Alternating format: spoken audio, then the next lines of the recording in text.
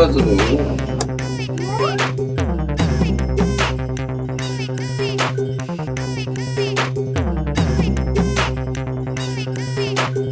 நல்லா போகுது. இந்த அக்ஷயா, ஆரிக் இதுதான் ஆரிக் கொஞ்சம் கொஞ்சமாக பேச ஆரம்பிச்சிட்ருக்கேன். இப்போ வந்து வர ஆகஸ்ட் 21 வந்துன்னா செகண்ட் பர்த்டே வரப்போகுது. யோசிச்சு பார்த்தா காதலோட பைத்தியக்காரத்தனம் வேற எதுவுமே கிடையாது. ஆனா யோசிச்சாதானே.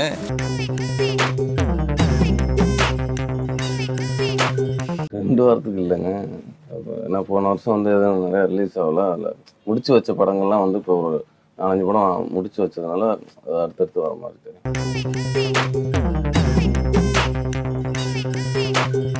அதான் நமக்கு ஏற்ற மாதிரி அவங்களுக்கு கதை இருந்தால் கண்டிப்பாக அவங்களே வந்துடுவாங்க. பெரிய டேரக்டர், சின்ன டேரக்டர் இருந்தாலும் சரி. இப்போ நானும் இப்போ வந்து சுந்தர்சன், வசந்த், எழில் சார் இந்த மாதிரி ஏகப்பட்ட ஒரு டேரக்டர் நடிச்சிருக்கேன். அப்புறம் பாண்டியராஜ் சார், சரகுணம் சார் எல்லாத்துக்குமே நடிச்சிருக்கேன்.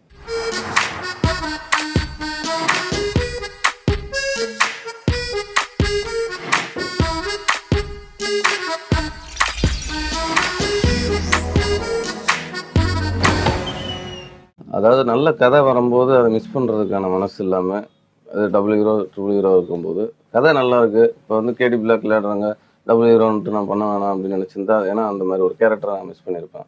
அது மாதிரி கதைக்காகவும் அந்த கேரக்டருக்கும் முக்கியத்துவம் இருக்கும்போது அது மாதிரி வாய்ப்புகளை அவர் பயன்படுத்திக்க வேண்டியது.